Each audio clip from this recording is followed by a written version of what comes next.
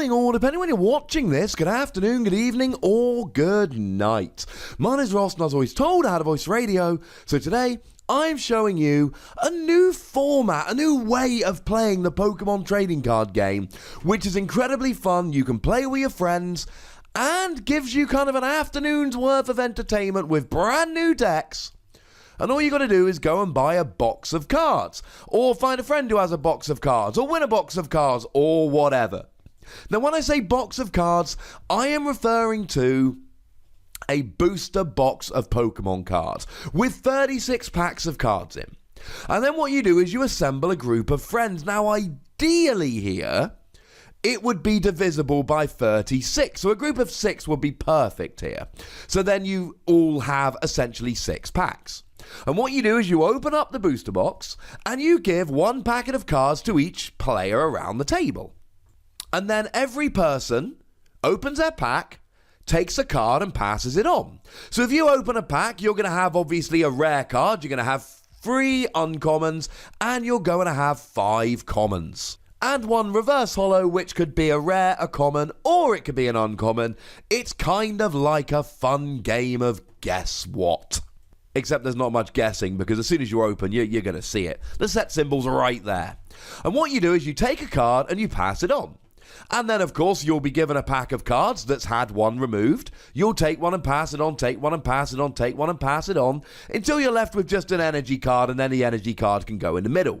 So if, for argument's sake, you've got 5 players in your draft, it's called a draft because everybody takes 1 card, drafts a card, and then passes it on, then you're going to be in a situation where everybody gets 2 cards from each pack. If you've got more than 5, then you're not going to get 2 from every pack, but everyone's going to get the same number of cards, so it's going to work out just fine in the end. And then when the pack of cards is done, you go and you open another pack of cards, and you take one and pass it around, and so on and so forth. Feel free to reverse the direction, so one pack you take a card and pass it to the left. In the next pack you take a card and pass it to the right. And you keep going until you've opened the entire booster box of cards. Everybody has had first pick from the same number of packs. Everybody has the same number of cards. Now, when we did this at the Sydney Regionals, myself and a few friends, I say regionals, it was an internationals, we had 5 players, so we opened 7 packs each, and then there was 1 pack that was just left over, because there's 36 packs in a booster box. So the last pack nobody got to open, we just left it out to the side. So in this way, everybody ends up with a bunch of cards that they've drafted. Now, there's one important extra rule that we need to do to make this work, and that is we need to make it a mutant draft. Mutant draft means that any Pokemon of one type can evolve into another Pokemon of the same type. So let's say I'm making a metal deck. I can have an Alolan Diglett, and I can have an Alolan Dugtrio. And my Alolan Diglett can evolve into an Alolan Dugtrio. But it could also evolve into a Bronzong. A Stage 1 Metal Pokemon can evolve from any basic Metal Pokemon. Similarly, if I'm lucky enough to draft a Magnezone, as I was in my draft, then I can evolve Magnezone from a Bronzong, or from a Magneton, or indeed from a Alolan Dugtrio. The interesting thing, and this won't come up in many sets, but if you do have a situation where, let's say, you end up with a Lightning and a Metal Magnezone in the same set, you would be able to evolve Magnezone from the Metal Magneton, but you wouldn't be able to evolve it from the Lightning Magneton. Although, having said that, it's your draft, feel free to add in whatever extra rules you need to make it work. And the reason we've got to do a mutant draft is really simple. The upside of this draft is, you just take a booster box and you've got a deck for realistically up to about 6 people to have an afternoon's worth of fun with. The downside is that when you've got 6 people drafting, the chances of actually getting proper evolution lines are very, very thin indeed. So, you might get the odd kind of 1-1 Gumshoes line, for instance, and that's all cute. But it's really not going to work properly. So you'd kind of need to do the mutant draft. Maybe there are some sets where you can get away without it, but generally speaking, I think you probably need to go mutant draft. And then you go for a round-robin tournament. Everybody plays everybody else, and you can have a top cut if you want. Or maybe there's a 5-person tournament and 2 players go 4-1, so the 2 4-1s go and have themselves a final. And then in terms of the rest of the format, it's a case of whatever you want. Best of 1, best of 3, winner stays on. However you want to do it, ladies and gentlemen, is absolutely all right by me.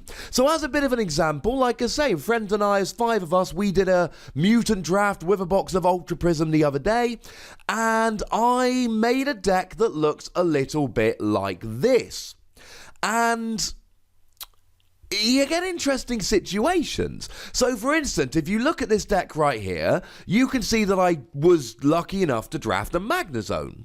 Problem is, of course, that I only had 2 stage 1s and they were Alolan Dugtrios. So I started drafting a Alolan Dugtrio. It's got a great attack for 0 energy. Discard as many metal energy as you like from your hand, and then do 30 damage for each metal energy you discarded. Now, especially in a draft like this, where your average Pokemon is going to have a lower HP, because you can't all just play EXs and GXs because you won't draft them, you won't always find them in your packs, you're getting easier KOs and life is good. So I deliberately drafted an Alolan Dugtrio deck. I went after me Alolan Dugtrios, and I went after Mount Coronet. As soon as they came up, I grabbed them straight away. But I assumed I wasn't going to get a Magnezone. And then it was either in my last pack or my next to last pack, I open it up, I draft myself a Magnezone, and then I'm thinking, there were a bunch of Bronzongs earlier on, which I could have drafted, but didn't, because I didn't want to play with Bronzongs. Had I drafted Bronzong, then I would have had more Pokemon to evolve into Magnezone. As it turned out, I ended up in this awkward situation where the only Stage 1 Metal Pokemon I had were Alolan Dugtrio, and I wanted to evolve them into Magnezone, but I also wanted to keep them as attackers in their own right. So I ended up with a 2-2 Gumshoes line, and Gumshoes is a fine attacker, 100 damage for 2 energy if your opponent's got a Pokemon in their hand, and again, in a draft format like this, they're more likely to. It's not a bad attack. But I really wish I'd just gone for Alolan Dugtrios and other metal Pokemon. I do need to give a quick shout out to my Drifblim line here. Drifblim was absolutely awesome, because for a 2 colorless energy, and of course Magnezone, if you're lucky enough to get it out, can get them on really quickly, you can move 3 damage counters from each of your Pokemon to your opponent's active, healing your Pokemon while getting a knockout. It was great. Now, I did play Cresselia, which had a similar kind of thing, discard an energy and swap damage counters. It was a weird one because I only played 2 psychic energy, but weirdly, I actually did end up using this a couple of times to great effect. And you end up with weird stuff in a format like this.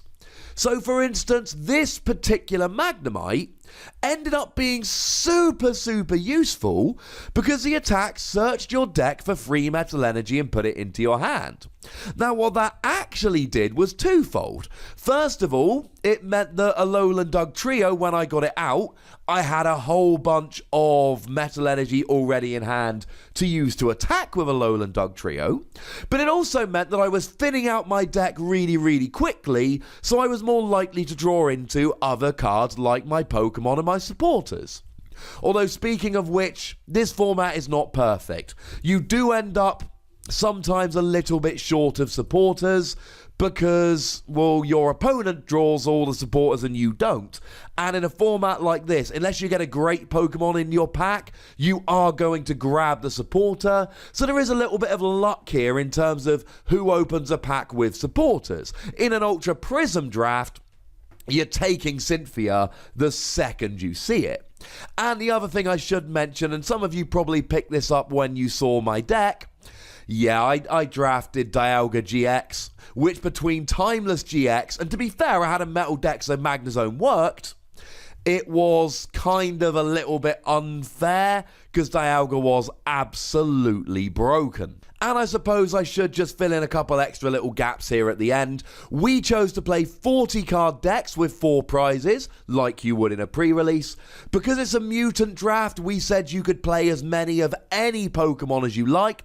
So in this particular format, you could play many Persimmon, which could give you a little bit of an advantage here. And obviously when it came to energy, you just took as many energy as you like from a central stash of energy. They didn't have to come from packs, otherwise that would be silly. Yes, you could just take a box and do a pre-release with it with some of your mates, but when you do a draft like this, especially a mutant draft, you actually get to deck build, and you actually get a situation where you can draft cards and make complete decks that a lot of the time you can't when you go for a pre-release. Not saying it's the best format ever, I'm saying it's an absolute blast, and I do get questions about, hey Ross, what are some other formats we can play? Do you have any advice in terms of other things we can do? Well, ladies and gentlemen, here's a great example. Tell me what you think, though, in the comment section, and also tell me about other drafts you might have taken part in, other kinds of special formats. Maybe I'll do videos about them in the future. Go nuts!